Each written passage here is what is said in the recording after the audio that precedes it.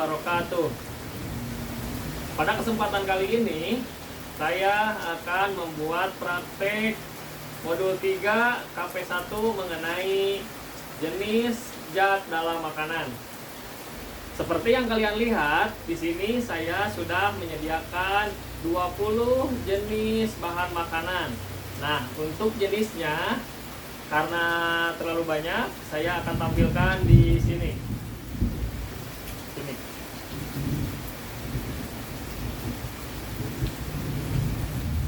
Dari semua bahan makanan yang sudah saya sediakan di sini, saya akan melakukan 3 percobaan. Yang pertama itu mengelompokkan jenis makanan berdasarkan zat dan gizinya. Yang kedua, mengelompokkan jenis sayuran berdasarkan macamnya. Dan yang ketiga, membuat menu makanan berdasarkan 4 sehat 5 sempurna. Untuk percobaan yang pertama, di sini saya akan mengelompokkan 20 jenis bahan makanan yang mengandung karbohidrat. Yang pertama itu ada beras, dan yang kedua ada tepung. Jadi yang termasuk mengandung zat karbohidrat itu hanya terdapat 2, yaitu beras dan tepung. Untuk yang kedua, jenis makanan yang mengandung protein. Yang pertama itu ada tahu, lalu kacang hijau, lalu tempe, dan telur.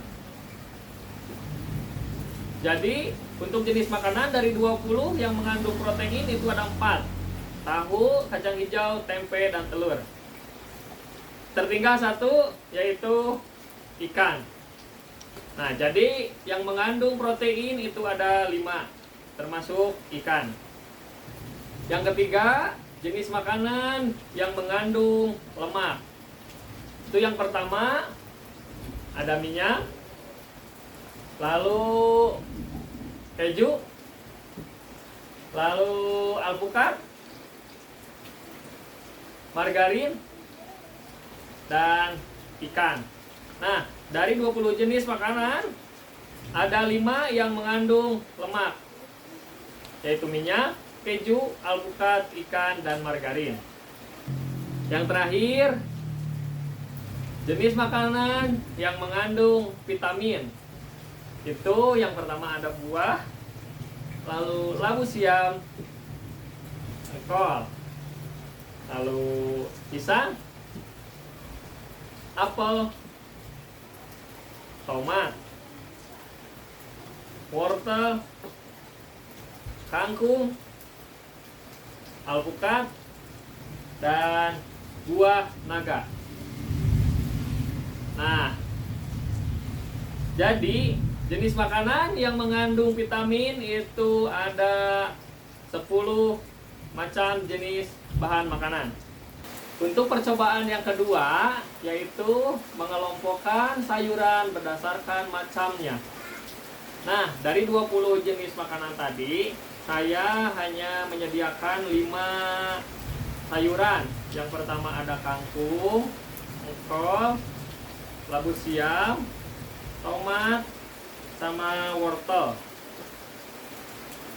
Seharusnya 20, dikarenakan lokasi saya yang jauh dari pasar, jadi saya hanya menggunakan sayuran yang ada. Nah, dari kelima sayuran ini saya akan mengelompokkan berdasarkan macamnya. Yang pertama itu berdasarkan sayuran daun, yaitu kangkung dan kol. Lalu sayuran buah ada tomat dan labu siam. Yang terakhir, untuk wortel itu termasuk ke dalam sayuran akar atau umbi. Untuk percobaan yang ketiga, yaitu membuat menu makanan berdasarkan 4 sehat 5 sempurna. Nah, Di sini saya sudah menyediakan nasi putih, tahu bejek, bakwan, dan sop buah. Tujuan pada percobaan yang ketiga ini adalah dapat membuat menu makanan dari bahan yang sudah tadi disediakan berdasarkan slogan 4 sehat 5 sempurna. Untuk yang pertama, nasi putih itu berfungsi sebagai sumber karbohidrat. Lalu yang kedua, untuk tahu bejek yang terdiri dari tahu dan telur itu berfungsi sebagai sumber protein.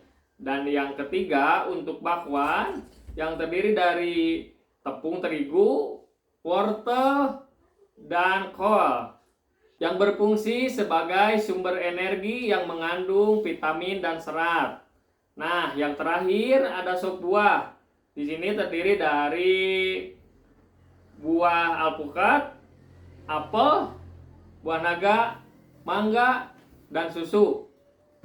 Untuk sop buah ini kaya akan vitamin, mineral, kalsium, dan susu.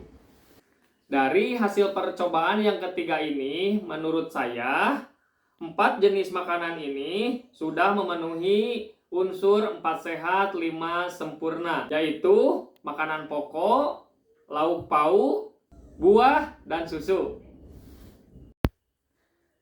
Dari ketiga percobaan yang telah saya lakukan, dapat disimpulkan bahwa untuk yang pertama, mengelompokkan jenis bahan makanan, bahwa setiap bahan makanan memiliki kandungan yang berbeda.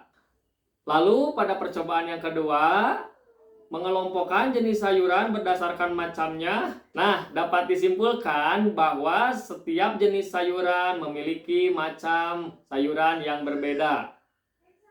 Lalu yang terakhir, untuk menu makanan berdasarkan 4 sehat 5 sempurna, bahwa makanan yang baik untuk tubuh adalah yang seimbang antara makanan pokok, lauk pauk, buah, dan susu sebagai penyempurna.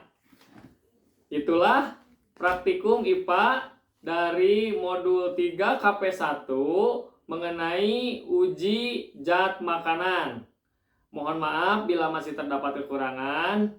Saya Yusuf Supriyadi, billahi taufiq wal hidayah. Wassalamualaikum warahmatullahi wabarakatuh.